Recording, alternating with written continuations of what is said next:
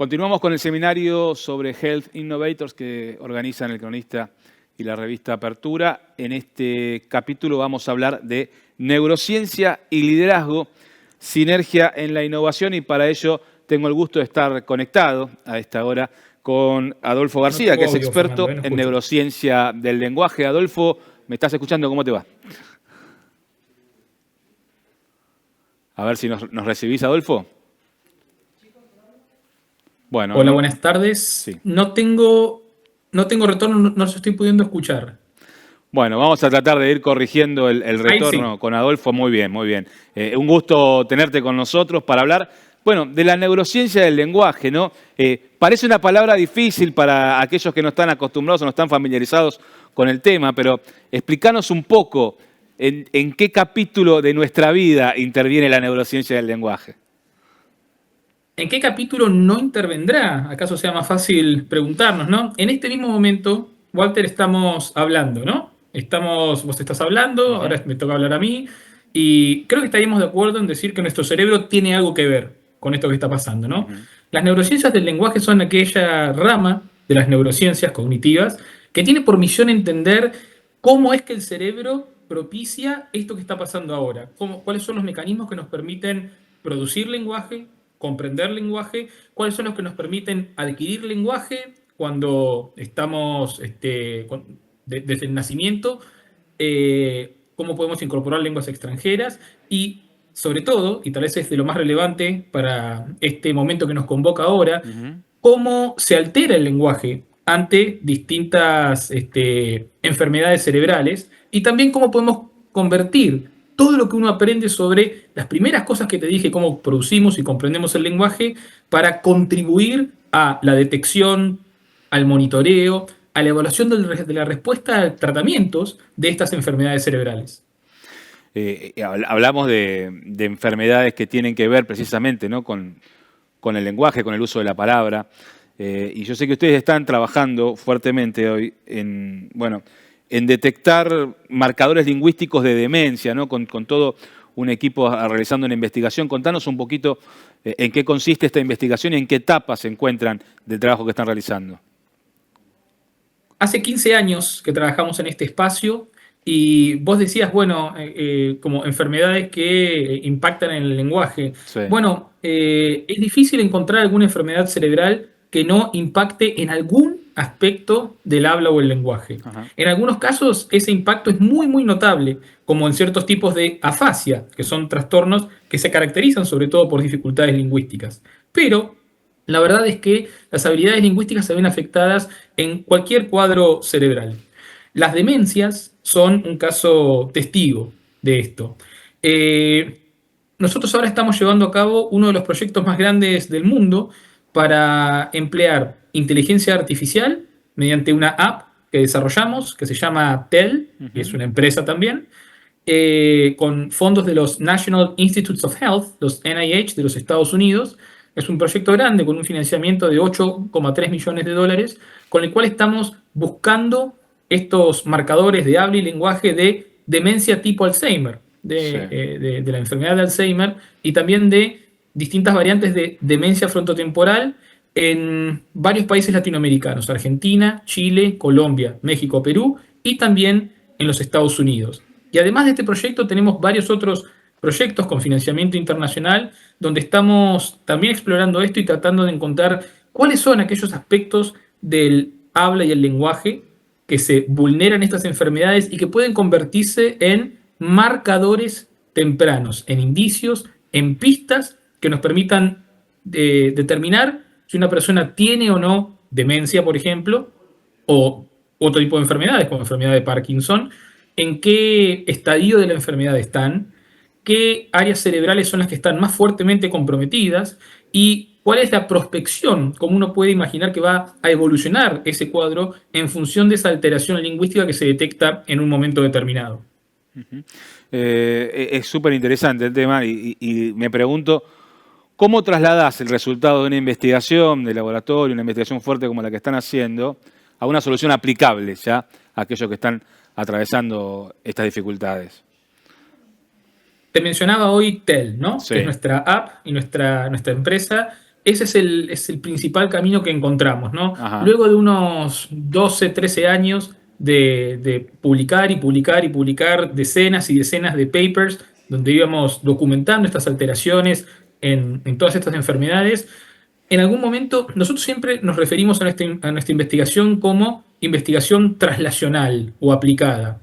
Pero la verdad es que durante muchos años ese carácter traslacional aplicado quedaba subsumido a simplemente un párrafo en la discusión de los artículos. Y en algún momento te sobreviene la duda de, bueno, pero ¿quién va a ser el que convierta esto en algo que realmente llega a manos del paciente, del clínico, del neurólogo, del neuropsicólogo, del foniatra, eventualmente? ¿Cómo hacemos para que estos resultados científicos trasciendan esa endogamia de los lectores de papers, que son científicos, o Ujú. las conferencias especializadas a las que acuden científicos, y que realmente tenga un impacto en la gente? Bueno, dijimos, generemos una app, armemos una empresa y convirtamos en un producto de fácil uso, de fácil acceso, escalable, con visualizaciones y resultados en tiempo real, para que todo ese cúmulo de descubrimientos científicos que venimos haciendo trascienda las fronteras del laboratorio y de la academia. Entonces, fue en este vínculo entre ciencia y empresa y tecnología, por supuesto, porque todo esto se apalanca en desarrollos y algoritmos de inteligencia artificial que vamos generando. Fue en ese cruce que encontramos la forma de llegar a un espacio aplicado, concreto, directo y escalable. Hablamos de investigaciones que cruzan precisamente, ¿no? La crosslingüística en la salud cerebral. Contanos un poco en qué consiste Include. Include es un proyecto muy lindo que venimos llevando adelante desde hace un par de años, y la motivación es básicamente esta. Confiamos fuertemente en el poder que tiene el análisis automático por inteligencia artificial del habla y el lenguaje para la detección, el monitoreo de estas enfermedades cerebrales. Ujú. Ahora, en el mundo hay 7.000 lenguas, más o menos, vivas, hoy por hoy. De esas 7.000 lenguas, menos de 0,5% han recibido algún tipo de atención en la ciencia, en la academia, digamos. Me refiero a investigaciones sobre cómo el lenguaje se altera en estas enfermedades y cómo puede arrojar marcadores tempranos y sensibles nuevos. Y es más, de ese 0,5% de lenguas estudiadas, más del 70% de la evidencia disponible viene de una sola lengua, que acaso pueden imaginar es el inglés. Ujú. Entonces, hay un montón de lenguas de las que sabemos nada, y de las que sabemos casi todo lo que sabemos viene de una sola lengua que es muy particular y que difiere mucho de tantas otras. Include es un esfuerzo multicéntrico que generamos con fondos iniciales de la Alzheimer's Association y el Global Brain Health Institute, donde reunimos, hoy por hoy tenemos más de 150 miembros que son investigadores, neurólogos, neuropsicólogos, que pertenecen a más de 80 instituciones clínicas y de investigación en más de 30 países a lo largo del mundo. Y la misión es hacer investigación crosslingüística. Nos Ujú. interesa entender de estos marcadores del habla y el lenguaje que vamos encontrando, que son claves del Alzheimer y el Parkinson y la demencia frontotemporal, cuáles son más generalizables a lo largo de las distintas lenguas, cuáles son más compartidos entre distintas lenguas y cuáles son más específicos de ciertas lenguas o ciertas familias de lenguas. Esto es importante porque de este modo estamos aportando nuestro granito de arena a la equidad en la batalla contra estas enfermedades.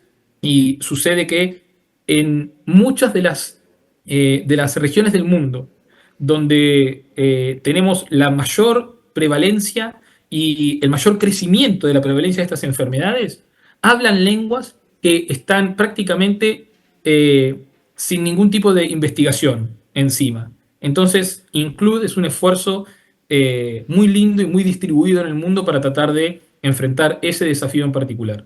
Y ni hablar, ¿no? Aquellos que, aún hablando una lengua conocida en el lugar donde se encuentran, tienen sus propias formas de comunicación, ¿no? Sobre todo los jóvenes que van generando una nueva forma de lenguaje generación tras generación, ¿no es cierto? el lenguaje está vivo, va mutando, es materia viva en nuestro quehacer cotidiano, lo vamos transformando con la irrupción de nuevas tecnologías, de nuevas prácticas sociales, de nuevas formas culturales, de nuevos fenómenos climáticos. El lenguaje se va acomodando constantemente. Ahora, lo interesante también es que hay algunos aspectos del lenguaje que son medibles, mensurables, Mm. y que son más bien resistentes a todo este cambio. Te doy un ejemplo muy, muy sencillo. Si de repente una persona empieza a hablar más lento y empieza a dejar espacios más largos entre sus palabras, ¿no? Como Sí, venía haciendo ahora, eso es una alteración que puede estar reflejando una dificultad motora en la coordinación de la mandíbula, la lengua, los órganos de fonación, o puede estar dando indicios de dificultades en encontrar las palabras que quiere decir, ¿no? Entonces uno va ralentizando el discurso para darse más tiempo de encontrar aquello que quiere decir.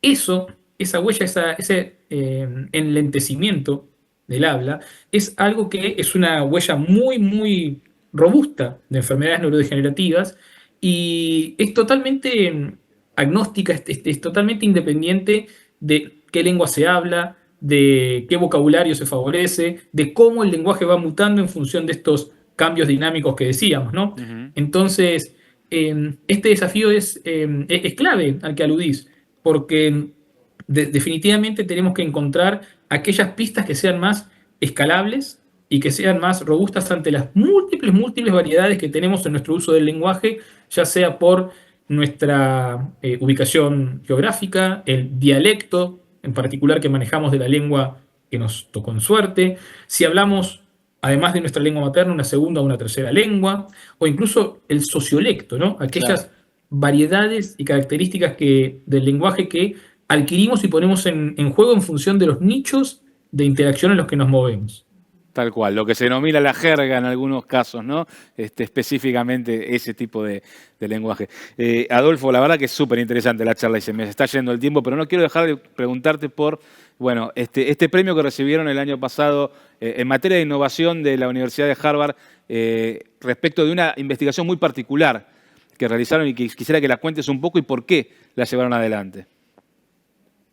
Bueno, por suerte todo el trabajo que venimos haciendo viene adjudicándose varios galardones últimamente. Este año recibimos 2 premios a la publicación del año de la Alzheimer's Association Ujú, y varios otros. Pero este en particular que decís es acaso el que más queremos porque es un premio llamado Ig Nobel. ujú. Los Ig Nobel son premios que entregan egresados de la Universidad de Harvard a investigaciones científicas que primero te hacen reír y después te hacen pensar. Ujú.